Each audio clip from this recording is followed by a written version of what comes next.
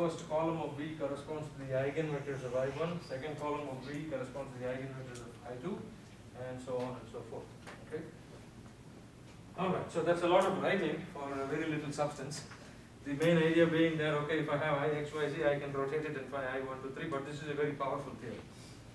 Okay, this is called the principal value theorem, principal axis theorem. You can do this for stresses, you can obtain principal stresses, you can obtain principal strains.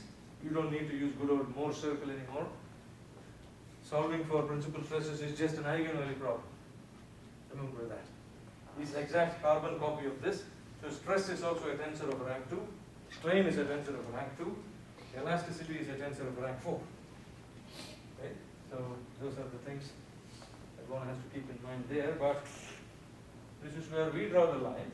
And what I'm going to do next is start looking at rigid body motion. And we're going to first look at what are called as free tops. Free top meaning torque-free motion. I just take something and I throw it up in the air.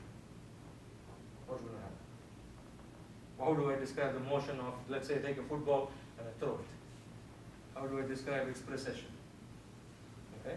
And then we say, okay, let me not throw it in the air, let me put it on the ground and spin it, and let friction start doing its thing. How do you start accounting for that motion? That's going to be the rolling coin and then the spinning top. Okay. Thank you very much. I'll see you all on Tuesday. I'll have your exams graded by this week.